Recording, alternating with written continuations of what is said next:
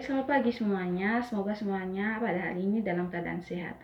Perkenalkan, nama saya Flaviana Astuti. Saya seorang mahasiswa semester 1 Fakultas Ilmu Kesehatan dan Pertanian, program studi S1 Keperawatan di Universitas Katolik Indonesia Santo Paulus Ruteng.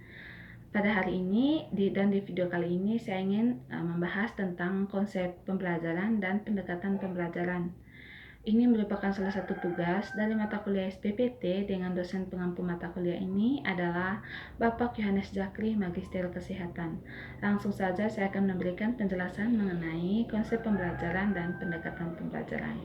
Yang pertama, konsep teori pembelajaran. Konsep teori pembelajaran adalah proses interaksi antara peserta didik dan pendidik dan sumber belajar yang ada pada lingkungan belajar tersebut. Pembelajaran merupakan bantuan yang diberikan pendidik kepada peserta didik melalui sumber belajar yang ada pada lingkungan belajar tersebut. Yang kedua, konsep pendekatan pembelajaran dan macam-macamnya. Pendekatan pembelajaran adalah ide atau prinsip cara memandang dalam menentukan kegiatan pembelajaran.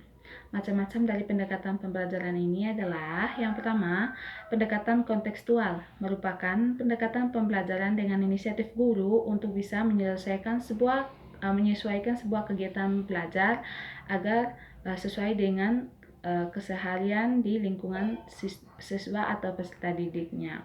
Maksud dari pendekatan ini adalah guru diusahakan untuk bisa menyelesaikan sebuah kegiatan pembelajaran agar sesuai dengan keseharian atau lingkungan siswa atau peserta didiknya. Pendekatan yang kedua adalah pendekatan konstruktivisme, memiliki fokus tersendiri yakni pada membangun level kreatif siswa agar siswa bisa membangun dan mengutarakan gagasan dan dapat diterapkan di dunia nyata. Maksud dari pendekatan ini adalah siswa diusahakan untuk mengutarakan gagasan atau ide untuk bisa diterapkan di dunia nyata, sehingga menambah atau memberikan sebuah kreativitas baru bagi siswa tersebut. Pendekatan yang ketiga adalah pendekatan deduktif, merupakan aktivitas berpikir menggunakan logika untuk menyelesaikan masalah dan membuat sebuah kesimpulan. Dengan kata lain, maksud dari pendekatan deduktif ini adalah siswa diusahakan untuk bisa berpikir dan bernalar untuk menyelesaikan sebuah masalah menggunakan logika. Yang keempat, pendekatan induktif merupakan pengambilan sebuah kesimpulan yang berasal dari elemen umum ke elemen khusus terkait sebuah aktivitas. Pendekatan yang kelima adalah pendekatan konsep. Siswa dibimbing untuk bisa memahami suatu konsep secara mendalam agar terhindar dari kekeliruan. Maksud dari pendekatan konsep ini adalah siswa akan diusahakan untuk bisa memahami sebuah konsep pembelajaran sehingga ketika melakukan konsep tersebut mereka tidak keliru atau bingung terkait konsep yang akan dijalani. Pendekatan yang keenam adalah pendekatan proses, aktivitas belajar yang berfokus kepada siswa untuk bisa menjiwai sebuah proses pembangunan dan penemuan konsep yang bisa menjadi landasan bagus untuk sebuah keterampilan proses. Pendekatan yang ketujuh adalah pendekatan open-ended atau soal terbuka. Pendekatan yang memiliki misi utama untuk menekankan siswa agar tahu proses jawaban bisa didapat atau memecahkan masalah. Di sini maksud dari pendekatan open-ended ini adalah siswa diusahakan untuk bisa memahami bagaimana sebuah proses untuk bisa memecahkan sebuah masalah. Pendekatan yang ke-8 adalah pendekatan saintifik, aktivitas belajar yang disiapkan agar siswa bisa dengan aktif membangun sebuah keterampilan, pengetahuan dengan cara observasi, bertanya, bernalar, mengumpulkan data, meneliti, dan menyimpulkan.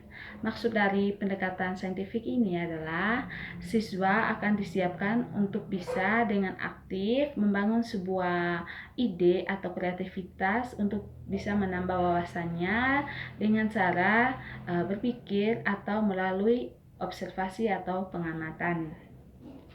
Pendekatan yang kesembilan adalah pendekatan realistik, merupakan pendekatan yang berfokus pada hal yang nyata atau realistis untuk siswa. Maksud dari pendekatan realistik ini adalah pendekatan atau proses belajar yang dilakukan itu dengan objek utama atau topik utama dari proses belajar tersebut menggunakan hal-hal yang nyata atau realistis. Pendekatan yang ke-10 adalah pendekatan sains, teknologi, dan masyarakat. Siswa bisa mempunyai sebuah pengetahuan yang mumpuni bertujuan agar bisa menentukan sikap setiap keputusan dengan tepat ketika terjadi masalah yang ada di masyarakat.